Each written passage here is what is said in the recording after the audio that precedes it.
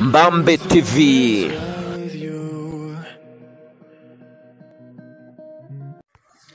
Mbega ukene bw'uru rugo nagatushanya ubukene ndayigurisha kabisa nabyihanganira abana banjye bo nzabashobora abana banjye bonyine kuko nzabivamo shaka na rugo ruravuna kabisa ko nabika ajye kugushinja turushi ndetse nabona kubaje arupatira nabika amaze imyenda y'ishuri n'ibikoresho ndamubwira ngo kira useki gatushi bana najya kubyuka nabonye umukire ndamubeshabesha mbwe ko ngiye kuyahigahiga ndebe ko nta mukira mwikiza mbega ijoro rya mbere papa amafaranga yabonye imyenda arayimba wamutse papa biterupa nimaze kubyutse yiko kwese mwana wanjye me but me rayindose na rayindose njya ku ishuri uyu mwana ikumaze ibintu byose kuko azi niyoza dufite ariko nadabigenza ese mwana wanjye kuri ubukene bwa Jesus is Lord. Tiyo bwoba umva baragenda ariko papa mbonye bagenzi banjye bajya ku ishuri ndababara ikibazo mwana wanjye ugiye gukora uturimo utabonera ukuntu nabigenza wenda ugiye gukora uturimo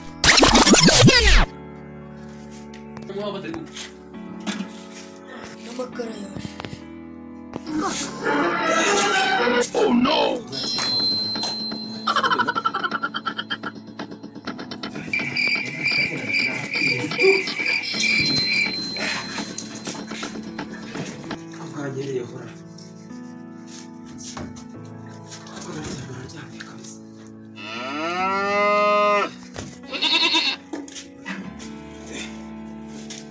Niko shawe rupachi.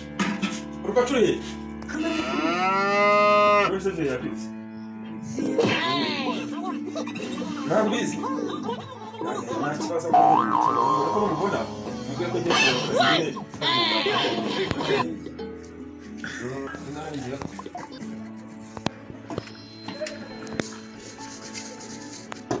ese uko kino bibazo byo mu rugo byagiye koko tukabonamo inyungu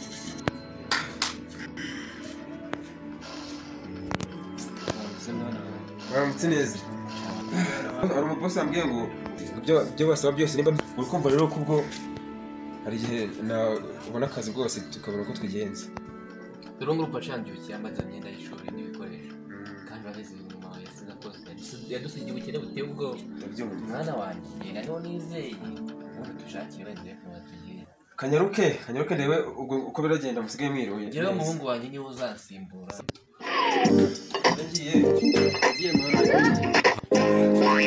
mwana fashe gusaga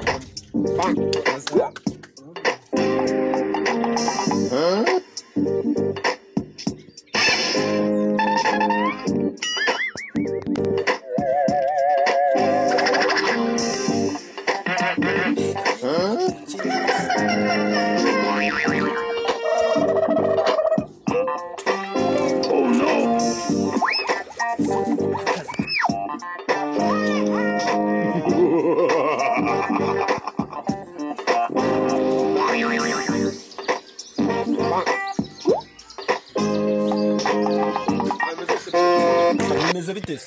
ngo byakanira yarangi umuntu we n'umubosi mu kanya aramamagara arambwira ati kuko nari namuhamagaye nyene musaba ibintu by'akazi avuga ati ubu uyu munsi nibwo uraza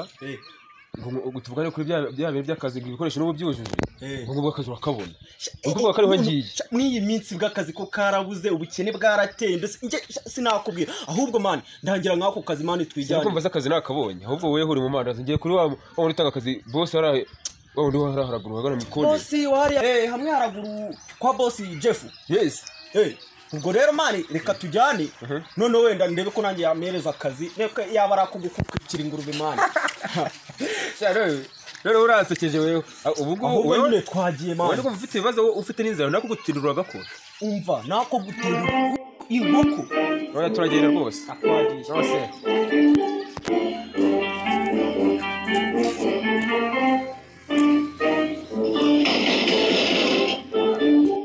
business uko zigenda neza ndimo mbona ibintu biri kugenda neza ariko nazo mu bintu twakoze zipakirwa turi bubonemo nk'inyungu ya miliyari ebyiri anyongera akana turabireba nyine izo ndege nziza umunsi ahari azi ko ari umunsi hari ikizamini ndibutse kiri umunsi ahubwo dukorera n'amasaha ageze ahubwo sinzi impamvu batari ubu wabona abakozi batwitiyeho mu kanya kandi utegereze turebe ahubwo bose ayo wari kumpemba uranyongera reka tuze kuyabyaza mu bakozi bari buze guhatanira akazi tekereza n'inyuma uko bimeze rero nawe utoye mwizero ureba kure niyo mpamvu ibintu byose mba mbireba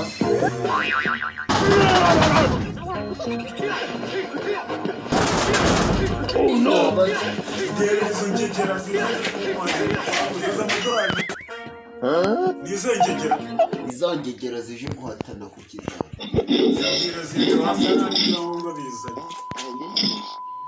wubatse gusa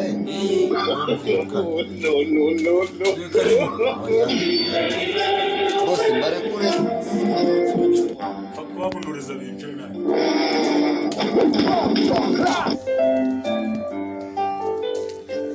si uko binjira kwa boss Jeff Shaw ese akakoko ndi kubona gafite amahane menshi wese bite byawe ushaka cyangwa wavuganye nani ngoya boss Jeff muje mu biti muje mu tuje kwaka kazi kiki akazi rero twemera gukomeza ufite ibyangombwa ibyangombwa birahari ariko kari kuvuga amagambo menshi wabona ntabyo gafite arinjira wowe hariya nta byangombwa afite nawe urabifite ndabifite cyane rwose ufite akantu bivuga nawe nyine angahe nibi bitanu ku kazi k'ibihumbi 200 ngo bitanu nyine vuga yenda ngo sawa nari nyine akazi ninkabona ndahita nkohereza mbere yo gukora ikizamura abantu yamwe ipesa genda nkohereza sawa njye ese boss yaba bimitsatsi wabatumiye kosha hakuri mwana kureba nza n'igisa shaho ndi kureba muhaye shamani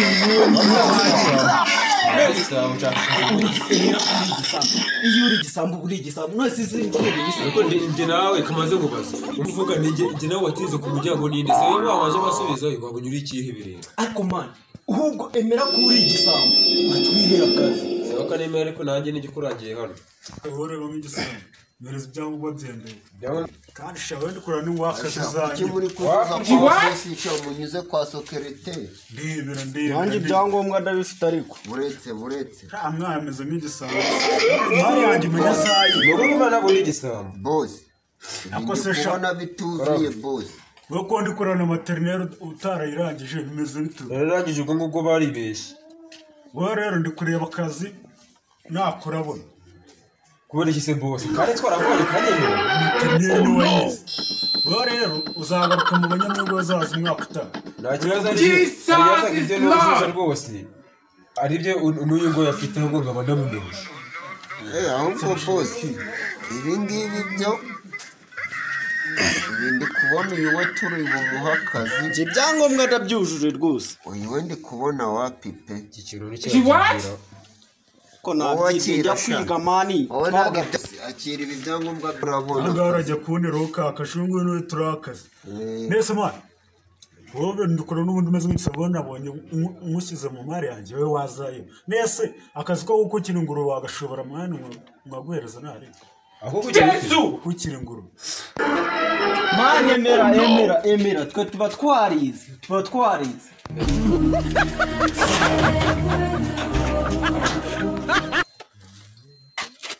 akazi ndakabuze